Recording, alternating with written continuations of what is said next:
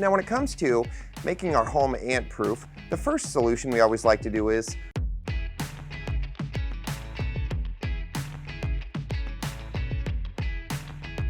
Hello everybody, welcome to Tye-Dyed Iguana, and my name is Colin. Today we're going to be talking all about what to do if we find ants in our houseplants. So, why are ants attracted to our houseplants? So this time of year, of course, very frequently we often see ants are invading our homes. So what is the reason ants want to come into our homes? Of course, we know that these guys are on the lookout for food sources. So potted plants can be an attractive source for ants in your home. There's several reasons for this. So the first reason would be ants, if your plant is a tropical type of plant, ants are heavily attracted to moist soils. So they can be attracted to the moist soil inside the container of your plant.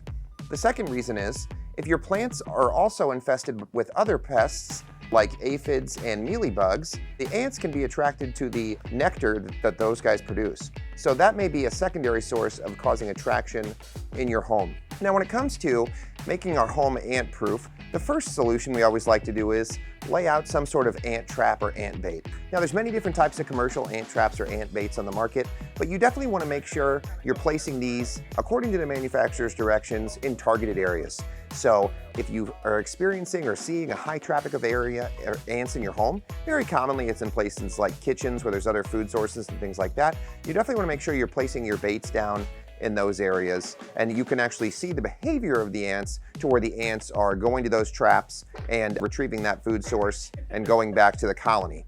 It's very important that the ants are able to take those food sources from the trap back to the colony because that will kill the colony. So, what do you do if your plant is actually fully infested with ants? Well, the first thing is, most likely, because unlike their wild counterparts, a potted plant is contained to a very small volume of soil relatively. So what you want to do is, there's several methods, but the first method could be, depending on the pot size of the plant, you can submerge the entire pot in water, dechlorinated water, for about 20 minutes. This will kill any active infestations of ants that happen to be inside the pot. The second step is, after we've taken care of this, I generally like to repot my plants. And what I'll do is, I'll remove the plant with all of that soil, I'll go ahead and dispose of any of that soil, and then what I'll do is as well, you want to thoroughly rinse all of the foliage and the root tissue from any soil debris that could still be harboring those ants. So that will mechanically remove any of the ants. Then, I like to take a nice clean fresh potting soil and we'll repot our plant.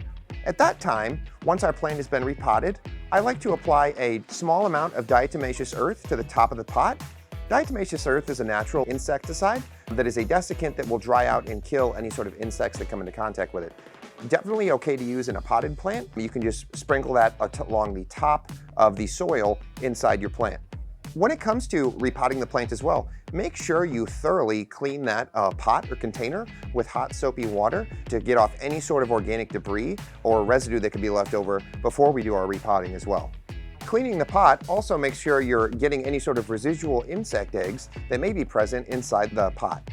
Now that our plant is safely repotted and our plant still looks good, we want to make sure that we're focusing on preventative treatment for our plant so we're not having any recurrent issues in the future. There are different products that you can use. There are some more harsh insecticides, but as well, we're a big fan of using more organic options. So there are different essential oils you can dilute down with water, like peppermint oil or cinnamon oil, and these serve as a natural insecticide. So what you want to do is get a clean spray bottle, fill it up with your dechlorinated water, and then I like to add a few drops of that essential oil. You can also use like a eucalyptus as well, that are a natural insect repellent. And then I would generally lightly spray down all the foliage and tissue of the plant, and as well you can spray it a little bit around the root zone to serve as a natural preventative. When it comes to ants, of course, prevention is the best measure, but once we do have an active infestation, it does need to be treated appropriately because eventually ants will harm the plant's overall health. If you have any questions about treating ants in your houseplants or any of the fine products we sell, be sure to drop in store or send us a message online. Thanks guys and have a great day.